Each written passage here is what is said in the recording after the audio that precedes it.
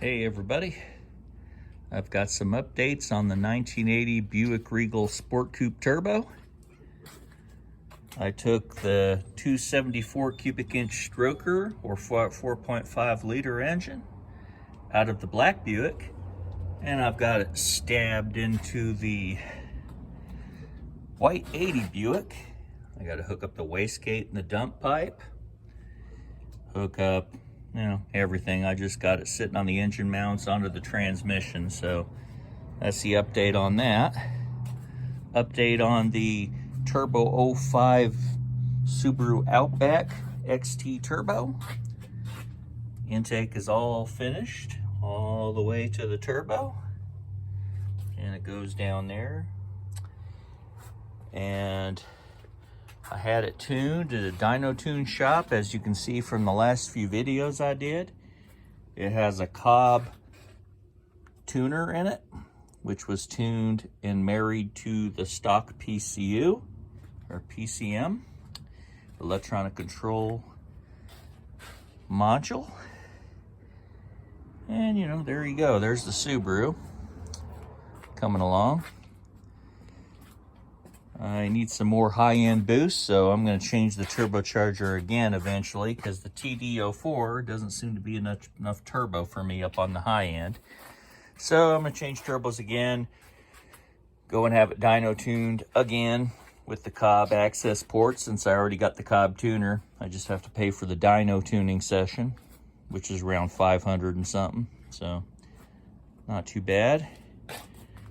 This turbo, by the way, on the 80 Buick, on the 274 inch 4.5 liter stroker, it's a T66 turbocharger, and it fits on the stock Grand National exhaust manifolds.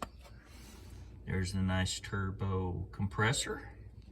It's a good turbo. You can find them on eBay pretty reasonable, custom 66.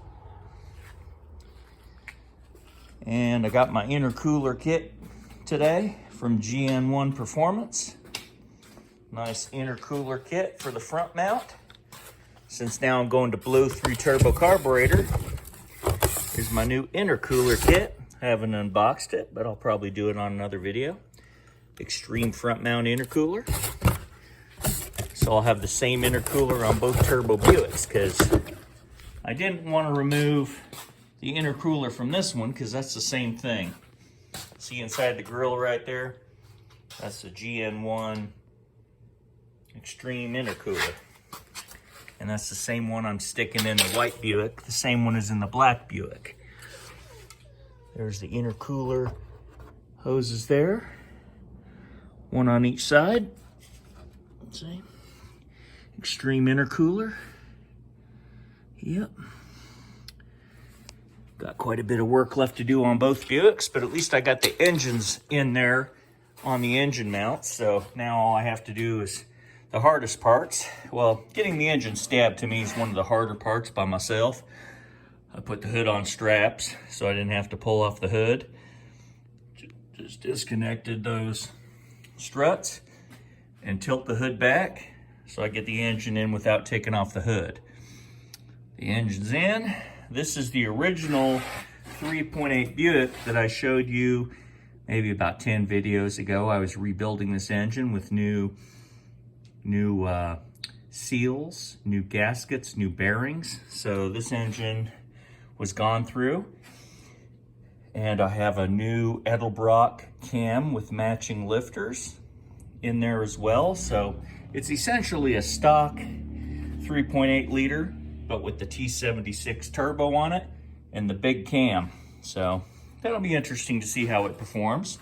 I wanted the original numbers matching engine back in the car, so when it comes to sell, it'll sell good with the original engine in it with some perks.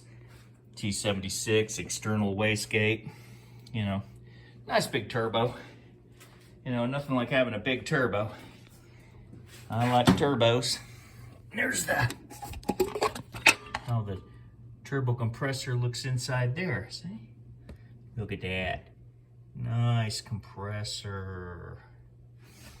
Anywho, put the cover back on it, protect it from whatever until I get this engine the rest of the way in with all the connections. Look at all the wiring you got to hook up. This is a very labor-intensive car when you put everything back together because of the fuel injection.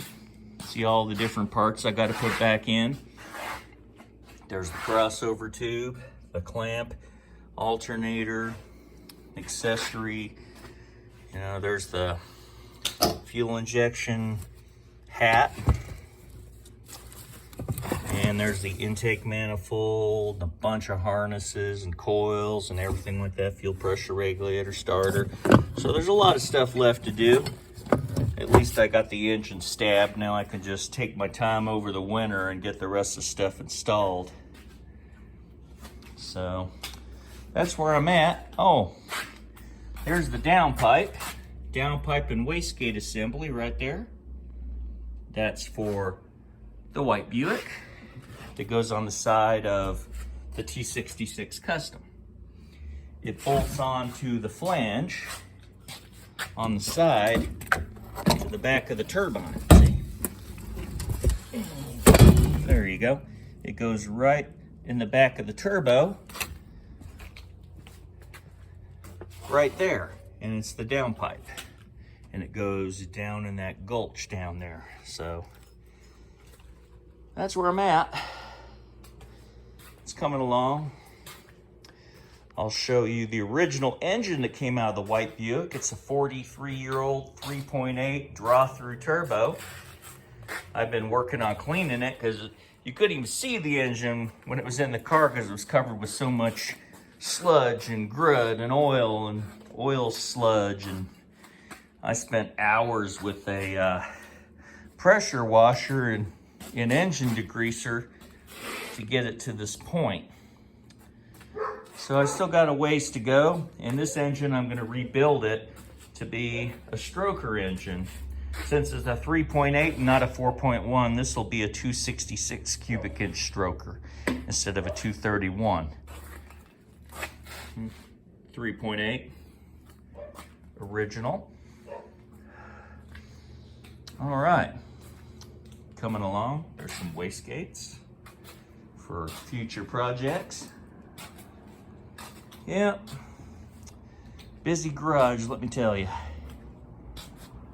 The Z, I got to figure out why the injectors are not pulsating. There's something in the wiring harness that's acting up, and that's the only thing keeping me from driving my nice new turbocharged Z. Here's the Mercury Cougar XR7, 1971. After I get done with both turbo Buicks, this will be the one I start twin turbocharging using that 5.0 turbocharged engine from a 91 Mustang. And it's that one over there. I'll show it to you closer. Turn this back over. There we go. Rodents. I don't want rodents getting in there just in case they get in, because it's getting cold at night. There's that twin turbo 5-liter Ford. Yeah, you know, it's got the stroker valve covers on it, see? But it's just bored. It's got like a maximum bore, but I believe it's a stock stroke. But with 2 turbos, it should perform pretty well in a Ford Cougar, which is pretty cool. And back in the back of the garage, still got the 455 cubic inch Buick, or actually Oldsmobile, 455 cubic inch Oldsmobile, but they bolt on to the Pontiac Oldsmobile and Buick transmissions. So here's the 3.8 that came out of that Thunderbird some years ago. There's an engine that came out of a 95 Mustang GT, the 5-liter, one of the last years they made it. And there's a Nissan L24, an original 1970 Nissan Datsun 240Z engine. There's the 204R transmission to go back into the 87 Turbo Buick. And I've got the supercharged 5.4-liter that I'm deciding what home it's going to go into, since I don't have any more Ford Expeditions. I sold them, so I'm looking for either a four-wheel drive F-150 from 2003 and earlier. Most likely 2003 would be what I'm looking for, or Ford Expedition or Excursion from '03. That engine should bolt right in. I just have to find a Lightning or a Harley Davidson computer to put with the wiring harness on it. So, things are coming along slowly but surely. Getting ready for winter. These are our last few sunny days that we got, so I'll be working on stuff in the garage, mainly this Buick, getting it running again. Yeah, there's the inside. All these parts to put back on. Get this one done before it starts getting too cold. Get this engine done first since it's outside. Subaru's pretty much ready until I can get another turbo for it to perform even better than it does. So that's my updates, and hope you guys have a great day and boost them all.